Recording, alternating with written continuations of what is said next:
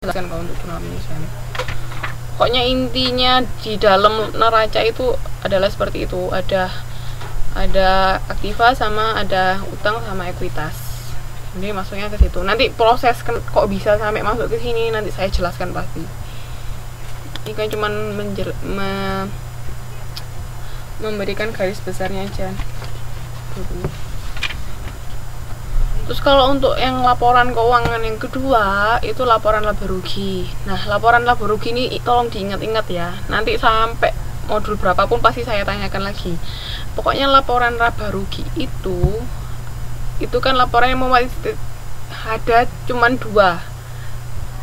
Komponennya cuma dua kalau laporan laba rugi. Yang memuat ikhtisar pendapatan dan beban. Udah. Jadi selain kata-kata pendapatan dan beban jangan dimasukkan ke laporan laba rugi. Jadi laporan yang memuat ikhtisar pendapatan dan beban suatu perusahaan untuk periode tertentu. Jadi sehingga dari laporan ini dapat dihitung laba yang diperoleh atau rugi. Jadi kalau pendapatannya lebih besar daripada beban, perusahaan laba atau rugi? Kalau pendapatannya lebih besar daripada beban.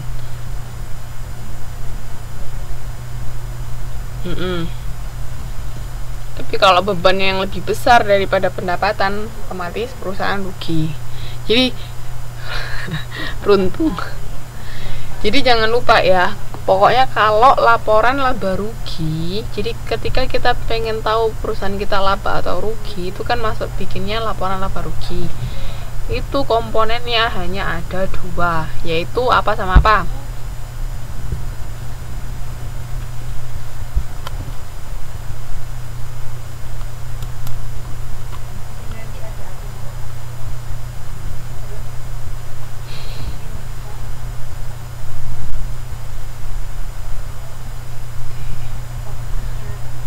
Bukan pengeluaran ya Mbak ya, tapi beban sama pengeluaran itu beda.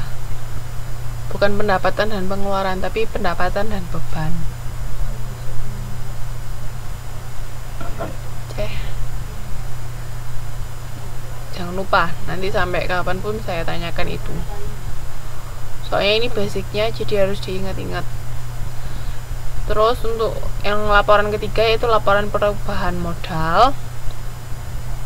Kalau di laporan perubahan modal ini tadi dari ketika kita sudah tahu kita untung atau rugi itu bisa dimasukkan ke sini. Jadi modal awal misalnya ini ya 1 Januari 2011 modal awal perusahaan ini berapa. Nah setelah itu kira-kira seiring berjalannya waktu satu periode itu ada pemilik melakukan investasi atau enggak.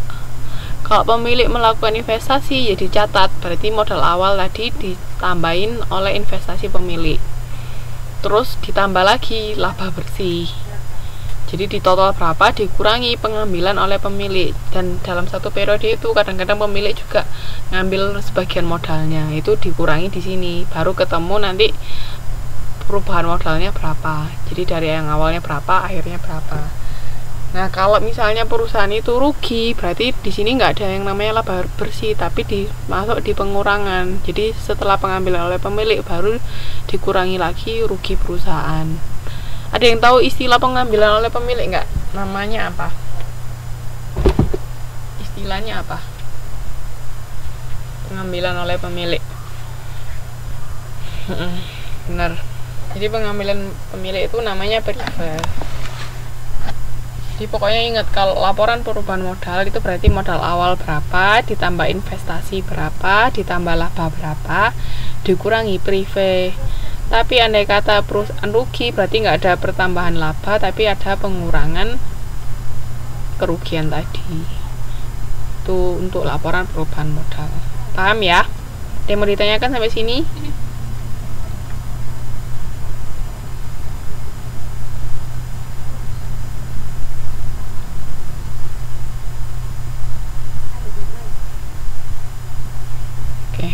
Monggo yang lain, ada yang mau ditanyakan?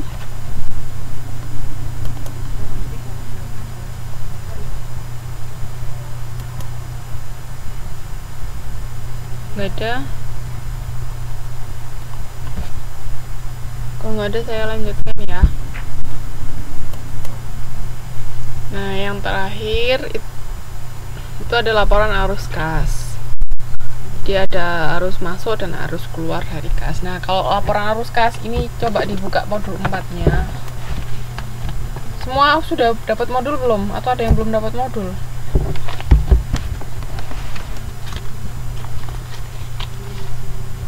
Sudah pegang modul semua belum?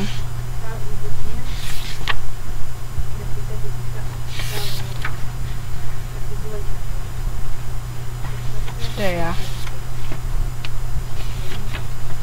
Nah, nanti pun laporan-laporan ini kan jenis-jenis perusahaan kan macam-macam. Ada apa aja yo? Ada yang tahu nggak? Perusahaan apa aja jenis-jenisnya? Jenis perusahaan. Perusahaan apa? Perusahaan apa? Perusahaan apa? Biasanya kita biasanya membedakan dari jadi 3 cara mencatat akuntansinya. Perusahaan apa aja? Ini nanti selama belajar pengantar akuntansi ini kita belajar 3 jenis pencatatan itu tadi. 3 jenis pencatatan perusahaan. Perusahaan ini, perusahaan ini, perusahaan ini.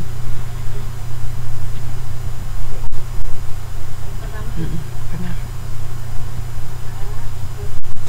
Mbak Nok Widya ini namanya memang Mbak Nok atau Mbak siapa?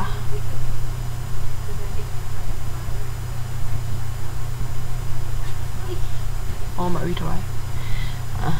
Jadi benar ada 3, nanti ada perusahaan jasa, perusahaan dagang, dan perusahaan manufaktur. Nanti masing-masing cara mencatatnya beda. Sebenarnya basicnya sama, komponen-komponen seperti itu. Cuman setiap perusahaan ada beberapa item yang harus ditambahkan. Jadi kayak misalnya perusahaan dagang kan ada inventaris, perusahaan manufaktur ada, nanti beda-beda. Nanti saya jelaskan masing-masing ya. Untuk laporan laba ruginya juga emang basicnya semuanya pendapatan dikurangi beban, tapi di dalam itu nanti komponennya itu ada yang harga HPP, ada yang apa. Nah, prosesnya itu yang agak berbeda, nanti akan saya jelaskan. Kalau untuk laporan arus kas itu ada 3 jenisnya yang harus dimasukkan dalam laporan arus kas. Ada 3 jenis aktivitas. Yang pertama itu aktivitas operasi, yang kedua aktivitas pendanaan, yang ketiga aktivitas investasi. Jadi operation, financing, sama investment. Nah, kalau aktivitas operasi yaitu aktivitas kegiatan perusahaan sehari-hari, jual atau beli atau apa, pokoknya kegiatan sehari-hari itu dimasukkan ke aktivitas operasi. Tapi ini semua hanya berhubungan dengan kas ya. Yang dicatat di laporan arus kas namanya juga arus kas. Berarti yang dicatat semua yang berhubungan dengan kas. Nah, kalau aktivitas investasi itu meliputi beberapa transaksi. Ini kalau di buku ini seperti penjualan peralatan pabrik. Terus pokoknya investasi yang biasanya berhubungan sama aktiva jangka panjang kalau aktivitas investasi. Jadi kalau aktivitas investasi semua yang kas yang berhubungan dengan aktiva jangka panjang biasanya. Terus kalau aktivitas pendanaan atau financing itu mengakibatkan perubahan dalam jumlah serta komposisi jumlah pinjaman jangka panjang. Jadi kalau aktivitas pendanaan berhubungan dengan apa? Hutang jangka panjang. Oke. Jadi kalau aktivitas investasi itu berhubungan sama aktiva tetap, tapi kalau aktivitas pendanaan berhubungan sama utang jangka panjang ya. Di laporan arus kas harus terdiri dari komponen itu tadi, 3 komponen. Apa aja aktivitasnya? Masih ingat? 3 aktivitas yang harus ada dalam laporan arus kas apa saja?